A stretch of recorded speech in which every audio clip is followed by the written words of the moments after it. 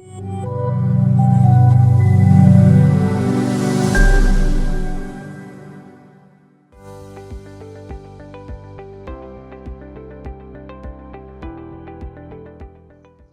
Vasu, how are you doing today? Good evening, ma'am. I'm doing really good. How are you? We are fine, thanks. So let's begin with the interview. Definitely, ma'am. Okay, Vasu. So let us start by knowing you. Sure thing, ma'am.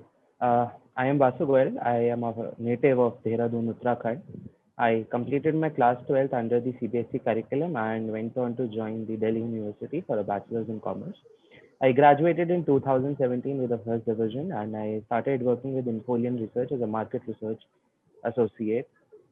Later, I got an opportunity to work with Indus Valley Partners in the product management department as an operations associate. Therein, I also got an opportunity in the later half to work on a live project, a consulting project with a US-based client. Later, I decided on to pursue an MBA, and in the meantime, I pursued several online certification geared towards the basics and foundations of management. And I'm looking forward to join an institution of high reputation. Okay, Vasu. So tell us, which subject did you like the most in your graduation? Ma'am, I think I'd go ahead with economics. Okay. So what is positive and normative economics? Okay. Ma'am, normative economics focuses on the value of economic fairness or what the economy ought to be, whereas the positive economics is based on facts as things should be. It cannot be approved or disapproved. Normative economics, on the other hand, is based on value judgments. Are you sure this is the correct answer? Yes, ma'am, I think this is the correct answer. Okay, then going forward with this answer. Tell us your take on the annual budget. Definitely, ma'am. Ma'am, I'd like to break the annual budget into a few positive and negative remarks. The positives could be the first is that there will be private participation in LIC, railways, and the public sector banks. Second, corporate farming through long-term leases to improve the productivity and profitability of the farm sector. The third point could be healthcare in the PPP mode, and the fourth positive could be a comprehensive vision which has been created for integrated rural development. While on the negatives, I believe that the taxpayer structure for individual taxpayer, which has been made more complicated, contrary to the promise of simplification. And it is the sixth straight budget that talks about eliminating tax terrorism. And the finance ministers year after year admit to it, and the reality is that it is only a promise of eliminating this undue harassment of taxpayers. Okay, that is a good analysis. Do you know who is the present governor of RBI? Yes, ma'am, Mr. Shaktikan Das. Right. So he's not from a finance background. How do you feel about this thing? Okay. No, ma'am, definitely he's not from a finance background. He comes, I believe, from a background in history.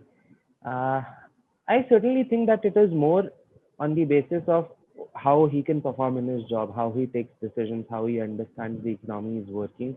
It is something beyond just the books. It also requires a lot of practical experiences. So I believe it is certainly a good position that he's holding, and he's been doing good work in it. So, okay, Vasu, tell us something about your job and why did you decide to leave it? Okay.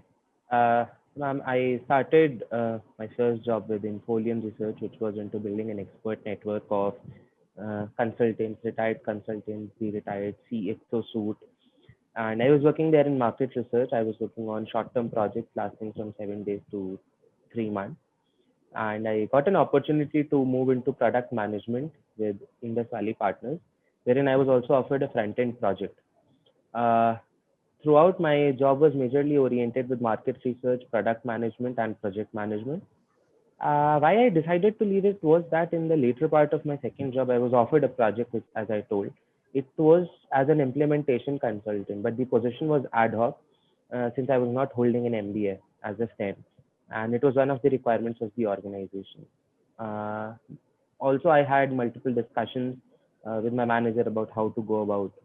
my career, and he thought it could be a really strategic move to go ahead and pursue an MBA at this point in time. So I decided that I leave my job and instead pursue an MBA. Okay, fair enough. Um, so tell us, how can your job experience contribute to your peers in an MBA? Okay. So, ma'am, in both these jobs, definitely there were a lot of intakes, and I gained a lot of skills. The first one being my communication skills. I tried to really hone them up in my complete graduation and after my graduation. My second skill could be I have worked on a lot of problem solving during both these jobs. And the third takeaway could be team management. So these would be the three things that I believe I would certainly be able to contribute to my peers during the MBA. Okay, so you mentioned that you were working on a front-end project, right? For me, it is a very promising career path. You were going ahead on a good career path. Then I'm still not clear, why did you decide to leave it? Okay, so ma'am, as I said, I got this opportunity with Indus Valley Partners, and I'm really thankful for it. Definitely, it was a very good career move, but since it was an ad hoc position, and I wanted to explore the consulting sector more deeply in depth, so I decided that I should go ahead with an MBA since most of the organizations would be looking towards an MBA graduate. And it was also after a lot of internal discussions with my manager as well, who thought it would be a really good move for my career if I go ahead with a post graduation and sit through an MBA. Okay. You are also working on a project of improving tourism in Uttarakhand, right? Tell us how and what will you market? Okay, definitely, ma'am. Ma'am, when we talk about Uttarakhand as a Dev Bhumi, it has a lot of tourism already. But when we look at improving the tourism, it would not be the general mainstream places like Mussoorie, Haridwar, or Rishikesh that we would be looking to market forward. This time, when we are looking at it, we could take in the angle. First would be the action water sports. We have it in Tihiri, and from Shivpuri in Rishikesh, we have got the white water rafting, we've got bungee jumping, we've got paragliding in the hills as well. So these would be certain things that could be marketed. Secondly, we can create a lot of tourism around the infamous pilgrimages.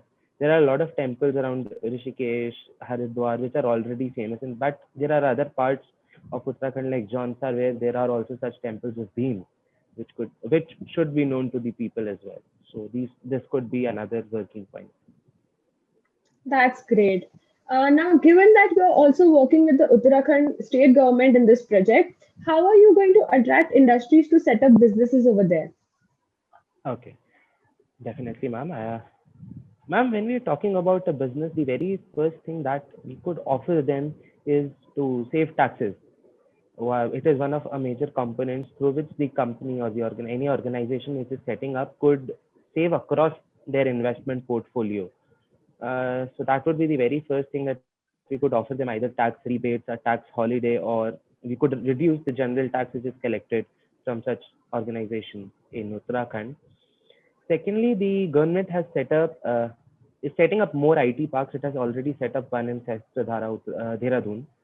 So the government is moving towards setting up more, which offers lower rentals, lower electricity rates, and electricity rates are anyway very low in Uttarakhand.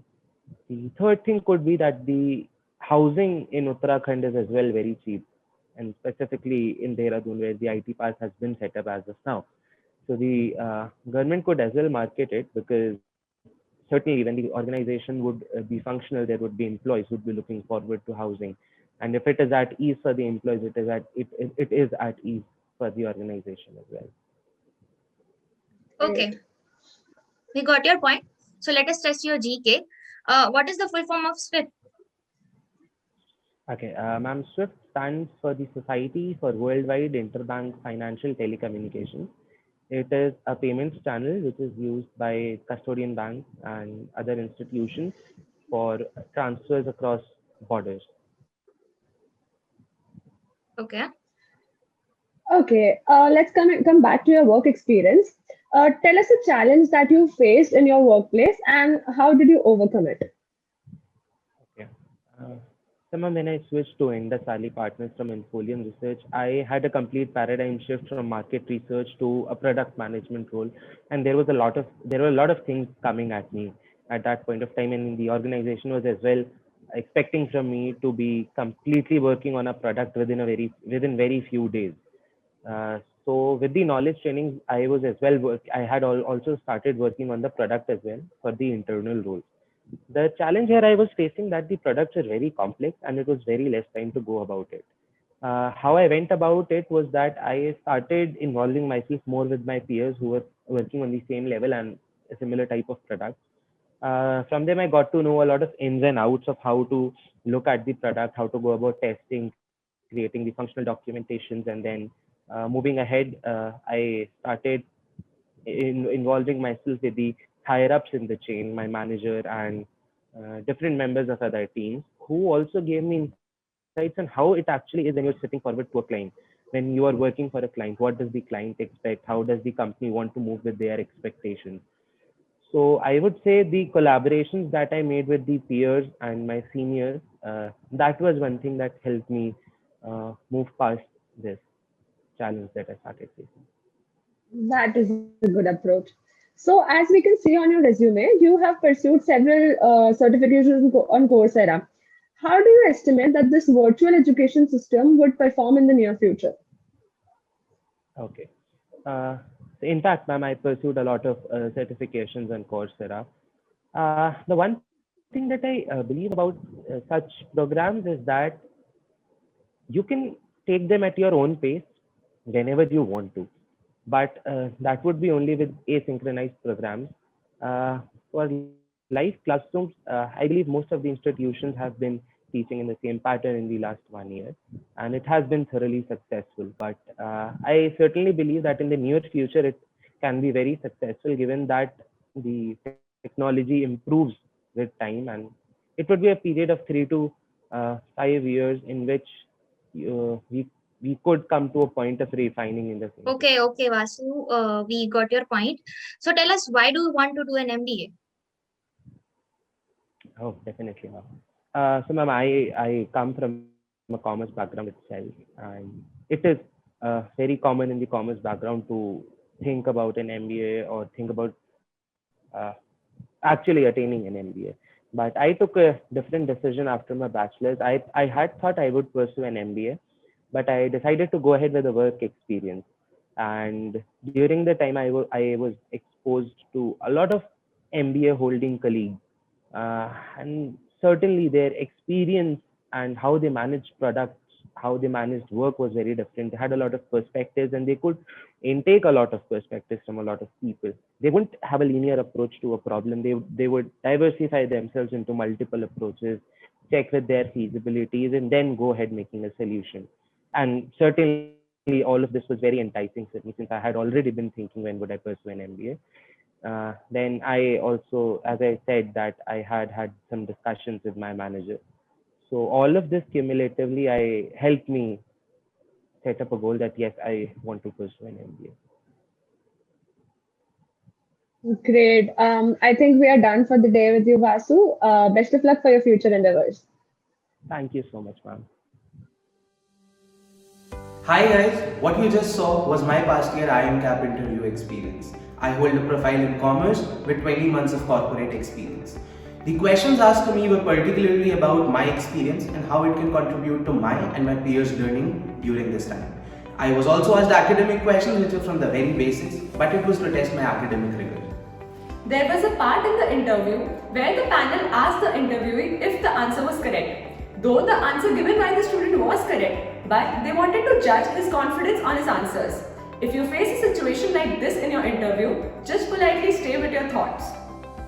In a situation where there are two or more interviewers, one interviewer may try to cut you in middle just to understand your stress management skills. In that case, just try to stay as calm as possible and answer your question properly. All the best for your interviews. I am Udaipur wishes you best of luck for the process. Thank you.